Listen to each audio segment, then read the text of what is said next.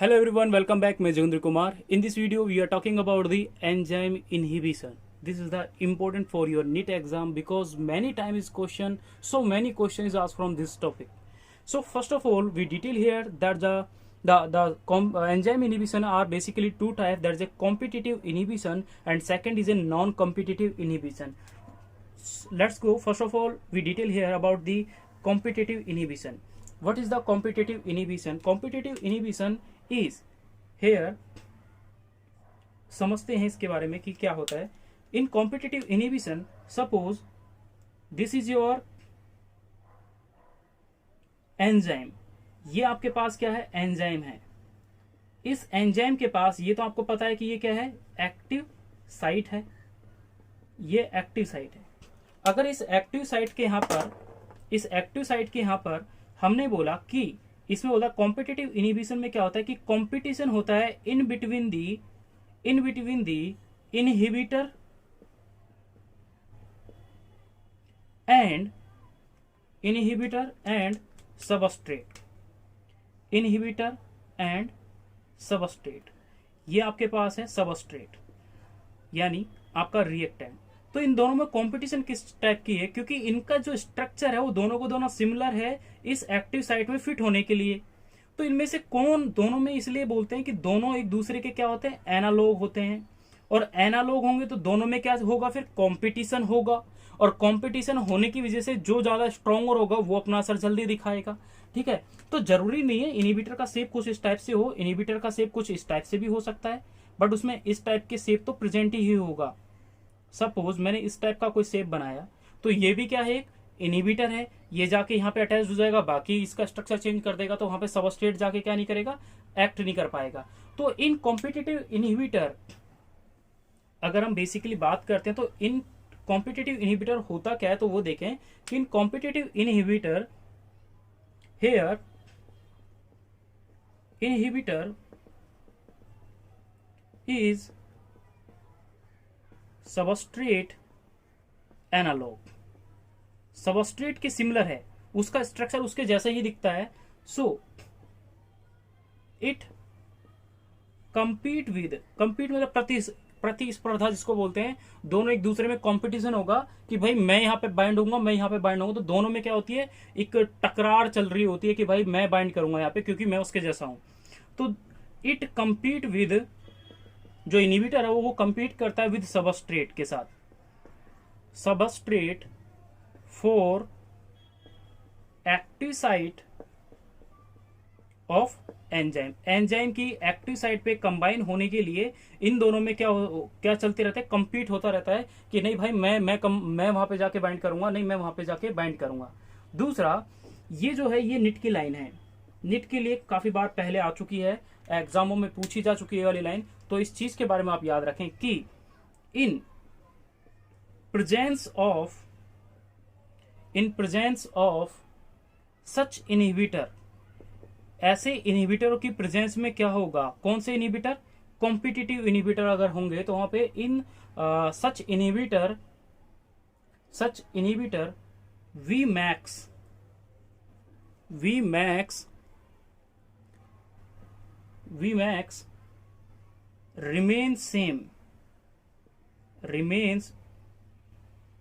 remains same. ये आपको line याद रखनी है. वी मैक्स सेम होता है, but V max same but Km increase. Michaelis Menten constant जो होता है वो क्या करता है? इंक्रीज करता है. माइकलिस मेंटेन कांस्टेंट जो होता है वो इंक्रीज करता है. याद रखने का तरीका देखो, बताऊं क्या है? ऐसे याद रखें. ये लाइन इंपॉर्टेंट है, एनसीईआरटी में मार्क कर लेना, क्योंकि इसमें बोला कि कॉम्पिटिटिव इनहिबिशन में कि in presence of such inhibitor V max remain same but Km increase. तो कॉम्पिटिटर तो ऐसे ही बोल सकते हैं, ये वाला तो आप इसको ऐसे लिखे कॉम्पिटिटिव के अंदर क्या होता है? Km जो होता है वो इंक्रीज करता है और वी मैक्स जो होता है वो क्या रहेगा? सेम रहेगा. V max remain same. ये नीट में लाइन है. क्या है? इसको समझने के लिए मैं एक ग्राफ बनाता हूं, यानी इसी के लिए एक ग्राफ है. कॉम्पिटिटिव इनहिबिटर को समझने के लिए ग्राफ बनाते हैं हम कि कॉम्पिटिटिव इनहिबिटर में किस टाइप का ग्राफ होता है। तो वो ग्राफ देखें आप। तो ग्राफ बेसिकली इस टाइप का होता है कि ये आपको पता है, ये ग्राफ आप पढ़ते हो बेसिकली, हेयर आप लिखते हो यहाँ पे सबस्ट्रेट होता है और यहाँ पे वी वेलोसिटी होती है ना, रेट ऑफ वेलोसिटी, ये चीज लिखते हो।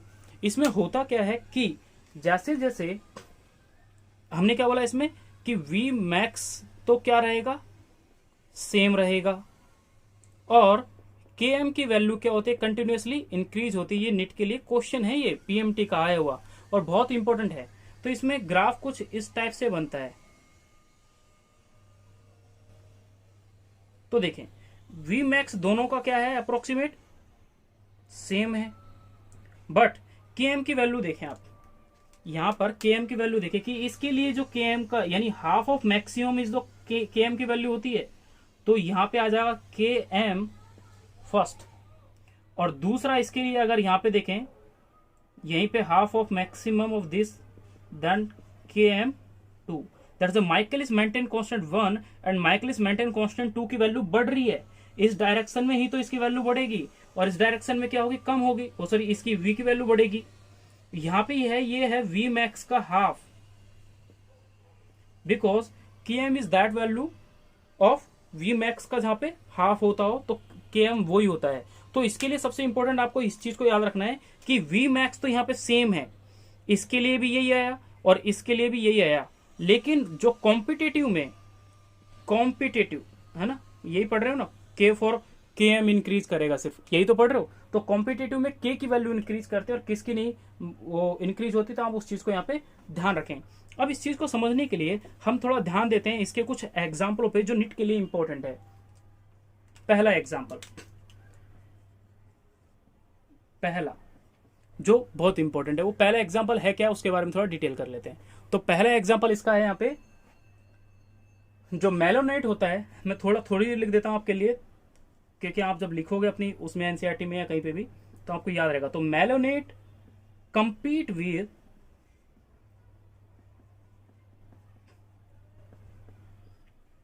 succinate to bind with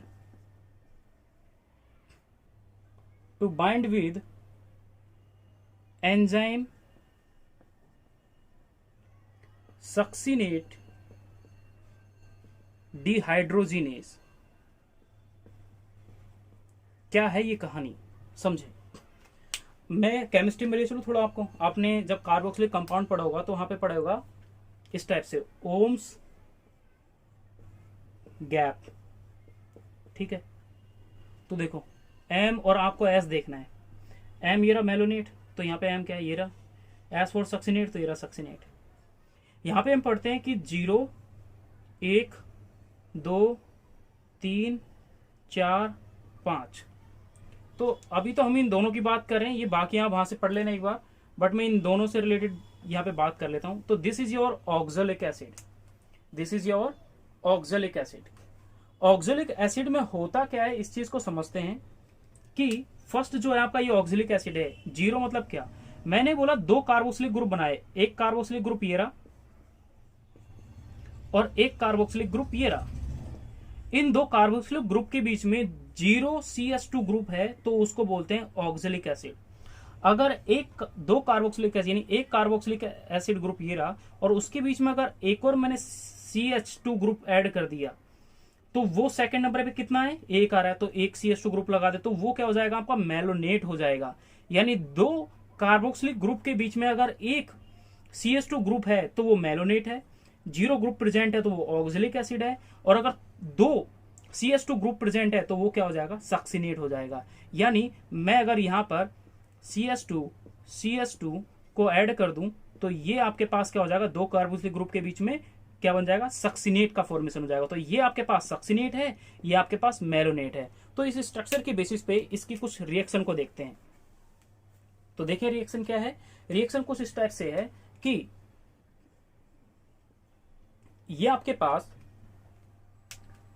pass carboxylic acid है, ये आपके पास 2 मिथाइल ग्रुप है और ये कार्बोक्सिलिक ग्रुप है। ये जो पूरा कंपाउंड है, ये कंपाउंड का नाम है सक्सिनेट। क्या नाम है, आपने अभी थोड़ी देर पहले समझा होगा इसको, ये उसी से है। दूसरा, इसके लिए क्या है, एक प्रोसेस में यहाँ पे एक एंजाइम इन्वॉल्व होता है, that enzyme name is called succinate dehydrogenase. यहाँ पे एक एंजाइम इन्वॉल्व होता है जिसका नाम क्या है, सक्सिनेट डिहाइड्रोजिनेज। तो उसकी वजह से ये क्या होगा, यहाँ पे प्रोडक्ट का फॉर्मेशन होता है फ्यूमेरेट। ये जो प्रोडक्ट बना है that product name is called fumarate, ये प्रोडक्ट है फ्यूमेरेट। इसमें होता क्या है, यहाँ पे जो एंजाइम पार्टिसिपेट किया सक्सिनेट डिहाइड्रोजिनेट, सक्सिनेट डिहाइड्रोजिनेज, डिहाइड्रोजिनेज, इस कंडीशन में क्या बोला कि जो मेलोनेट है ये कंपीट करता है विद सक्सिनेट, इस सक्सिनेट के साथ कंपीट करेगा। सबस्ट्रेट है ये सबस्ट्रेट है, इस सबस्ट्रेट के साथ एक कंपटीशन करेगा कि नहीं भाई यहाँ पे एक मेलोनेट बना देते हैं, मेलोनेट बना देते हैं। तो मेलोनेट से आपको याद आएगा कि मेलोनेट का स्ट्रक्चर कुछ किस टाइप से होता है। तो this is your malonate, this is your malonate. अब ये मेलोनेट का जो स्ट्रक्चर बना हुआ है, इस मेलोनेट के स्ट्रक्चर को देखें कि मेलोनेट जो है इसका स्ट्रक्चर और सक्सिनेट का स्ट्रक्चर अप्रोक्सीमेट सेम है।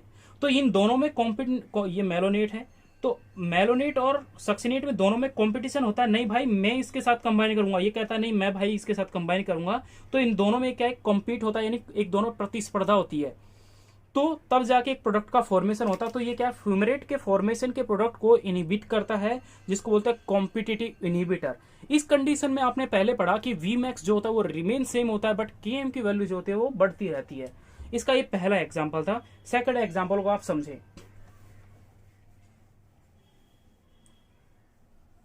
सेकंड एग्जाम्पल इसका क्या है वो देखें आप। सेकंड एग्जाम्पल है इसका,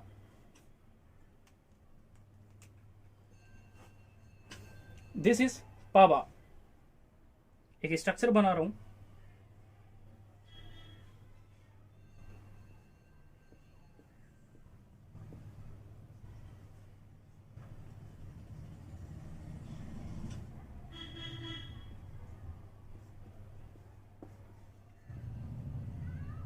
यहां पे होता क्या है, ये जो स्ट्रक्चर आपके पास यहां बना हुआ है this is called PABA, this is the para, this is called PABA, para amino benzoic acid. क्या पढ़ा, पाबा, PABA। तो पैरा अमीनो बेंजोइक एसिड के साथ ये क्या होता है, बैक्टीरिया के अंदर हम एक ड्रग लेते हैं सल्फा नाम की, है ना, जो कंपीट करती है पाबा के साथ। क्यों, क्योंकि बैक्टीरिया के अंदर एंजाइम को अगर सिंथेसाइज करना होता है, फोलेट सिंथेसिस होता है। जैसे अभी देखें ये पाबा है, हमने देखते हैं एक दूसरा ग्रुप और, that is sulphur drug. We draw here, this is sulphur drug. तो जो ये सल्फर ड्रग मैंने यहां बनाई है, सल्फर ड्रग समझने के लिए सिमिलर ग्रुप होता है, दैट इज यहाँ पे कुछ सिमिलरिटी, SO2 NS2 एंड यहाँ पे NS2। ये जो ग्रुप है दैट ग्रुप इज कॉल्ड सल्फेलिनामाइड, सल्फेलिनामाइड, या जिसको कहा जाता है सल्फा ड्रग। ये आपके पास क्या है, एक सल्फर ड्रग है। जो सल्फर ड्रग है ये कॉम्पिटिट करती है पाबा के साथ इसके एंजाइम में कंबाइन करने के लिए। तो इसके यहाँ पे एक एंजाइम होता है बैक्टीरियल फोलेट सिंथेज। तो बैक्टीरियल फोलेट सिंथेसिस के साथ ये क्या करते हैं, कंपटीशन शो करते हैं। कौन, एक तो पाबा और दूसरा सल्फा। तो सल्फर ड्रग और पाबा ये दोनों के दोनों क्या करते हैं, कॉम्पिटिटर की तरह एक्ट करते हैं, यानी ये एक्ट करता है यहाँ पे कॉम्पिटिटिव इनहिबिशन की तरह, जो इस सबस्ट्रेट को इसके साथ कंबाइन नहीं करने देता और किसका फॉर्मेशन नहीं होने देता, फोलेट का। ठीक है, एक्चुअली ये जो सल्फर ड्रग होती है ये एक्चुअली एंटीबायोटिक होती है। एंटीबायोटिक होने की वजह से जो बैक्टीरिया होता है उस बैक्टीरिया के अंदर फोलेट का फॉर्मेशन नहीं होता और कुछ टाइम पे उसकी जो सेल वॉल होती है वो क्या कर जाती है, हाइड्रोलाइज कर जाती है और वो खत्म हो जाता है। तो यहाँ पे एक लाइन लिख रहा हूं मैं, उस लाइन को आप लिख लें, वो इसी से रिलेटेड है जो हमने अभी बोली है, बस और कुछ नहीं है। कि सल्फर ड्रग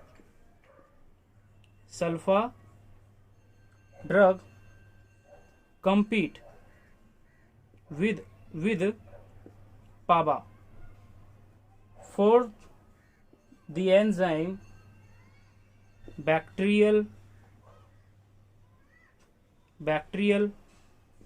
folate सिंथेज, ये इसके साथ इसने क्या करा, कॉम्पिटिशन शो करा है, यानी कंपीट कर रहा है सल्फर ड्रग किसके साथ, पाबा के साथ। ठीक है, तो ये चीज आप इसको दूसरा एग्जाम्पल के रूप में इसको याद रखें। अब हम बात करते हैं नॉन कॉम्पिटिटिव इनिबिशन के बारे में, तो वो आपका अनदर इंपॉर्टेंट है। नॉन कॉम्पिटिटिव इनिबिशन में बेसिकली आपको एग्जाम्पल जो है वो याद रखने हैं। दूसरा, आपने के एम और वी मैक्स की वैल्यू है उसके बारे में आपको उसके बारे में याद रखना है। सेकंड जो आपका है वो है यहाँ पे द नॉन कॉम्पिटिटिव इनहिबिशन। तो नॉन कॉम्पिटिटिव इनहिबिशन है क्या वो देख लें, और कॉम्पिटिटिव इनहिबिशन है वो क्या देख लें। तो इनमें क्या होता है कि जो सबस्ट्रेट होता है वो उसकी तरह रिजेंबल नहीं करता, एनालॉग नहीं होता, सिमिलर नहीं होता। तो इसलिए यहाँ पे सिंपल कुछ लाइनें लिखते हैं कि सच इनिबिटर यानी नॉन कॉम्पिटिटिव इनिबिटर जो होंगे वो कंपीट नहीं करेंगे, ठीक है, किसी भी सबस्ट्रेट के साथ। तो सच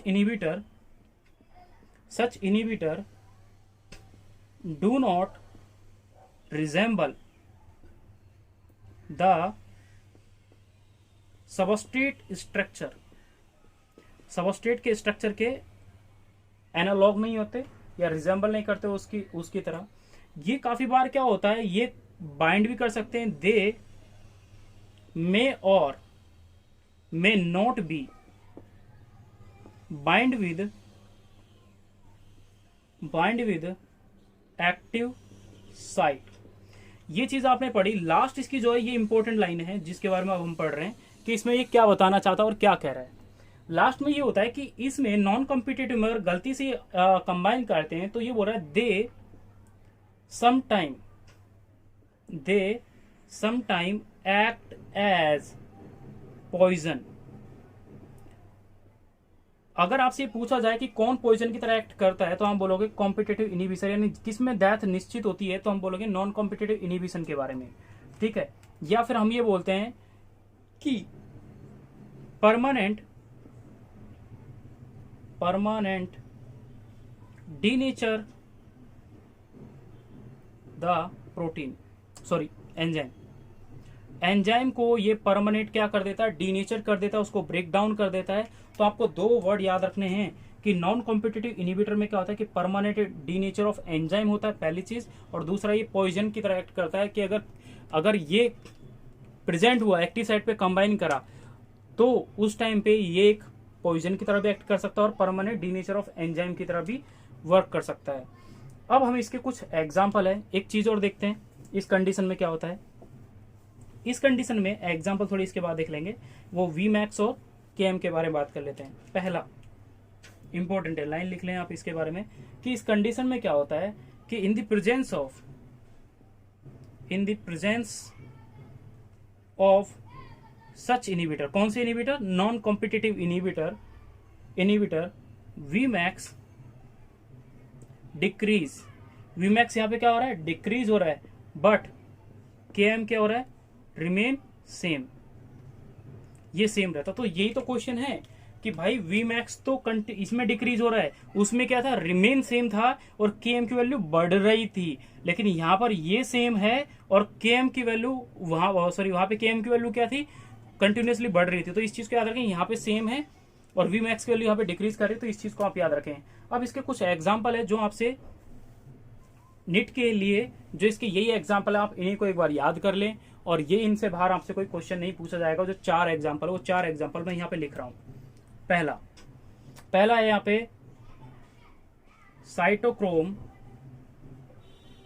ऑक्सीडेज, ये इनहिबिट करता है, नेगेटिव से याद रखना, ये इनहिबिट करता है, मतलब ये इनहिबिट होता है बाय साइनाइड, ये इनहिबिट होता है किसके थ्रू, साइनाइड के थ्रू। यानी किसी प्लांट के अंदर अगर जो उसका यानी उसके अंदर जो फोटोसिंथेटिक पिगमेंट होता है उसमें साइटोक्रोम प्रेजेंट होता है, अगर वो ऑक्सीडाइज हो जाता है तो ये जो साइनाइड होता है वो उसको क्या कर सकता है, उसको खत्म कर सकता है, किसको। और इस चीज को समझने मतलब क्या कर सकता है, इस चीज को समझने के लिए मैं बताता हूँ। एक्चुअली मतलब वो प्लांट के अंदर इलेक्ट्रॉन ट्रांसपोर्ट सिस्टम जब चल रहा होता है ना, तो इलेक्ट्रॉन ट्रांसपोर्ट सिस्टम के अंदर साइटोक्रोम पढ़े आपने, साइटोक्रोम A1 से A3 तक ऐसे पढ़ते हैं, A से A3 तक। तो साइटोक्रोम के ऊपर जो साइनाइड है वो अपना इफेक्ट शो करता है। तो साइटोक्रोम साइनाइड के ऊपर, इसके ऊपर मतलब मैक्सिमम जो रिसर्च है अभी तक बॉटनी के अंदर जो बात करते हैं वो साइटोक्रोम के इस वाले कॉम्प्लेक्स के ऊपर है, ए से ए3 के ऊपर हुई है।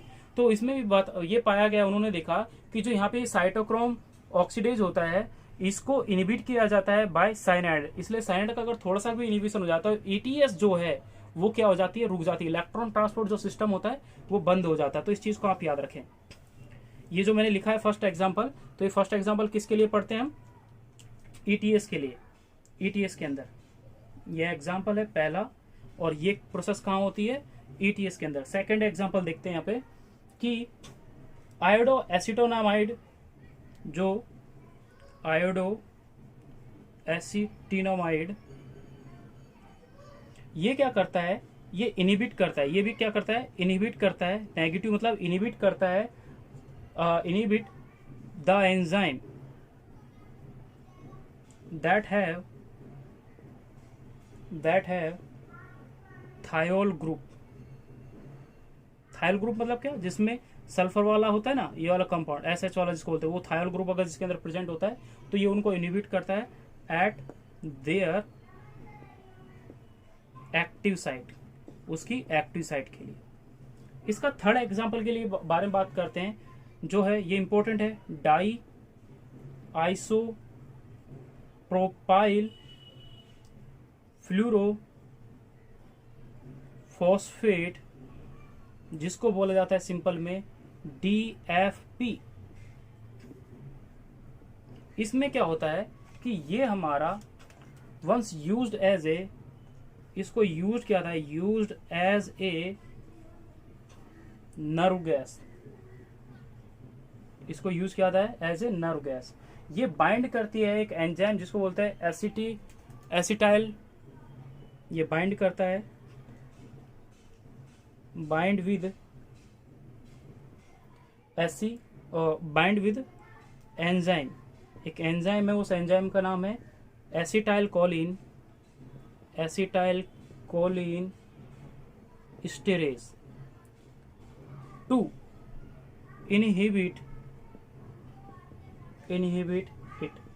इस चीज को यानी नर्व के उसको नर्व गैस के यानी यहाँ पे इसको कंबाइन करता है। तो आपसे अगर सिंपली पूछा जाए कि डाई यानी DFP जो है वो यूज होता है एज ए नर्व गैस, कब, क्योंकि ये बाइंड करता है विद एंजाइम एसिटाइल कोलिन स्टेरेज, ठीक है, एसिटाइल कोलिन स्टेरेज इसको इनिबिट करता है।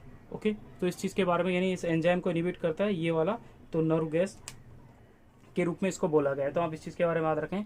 और फोर्थ इसका एक और एग्जांपल है D, जिसके बारे में हम बात कर रहे हैं, वो है क्या, लास्ट एग्जांपल जो इसका है वो लास्ट एग्जांपल है कि ये निट का है वो क्वेश्चन है जो फोर्थ जिसके बारे में बात कर रहे हैं। निट में सन याद नहीं है। ये बोल रहा है ये इंसेक्टिसाइड की तरह एक्ट करता है, इंसेक्टिसाइड लाइक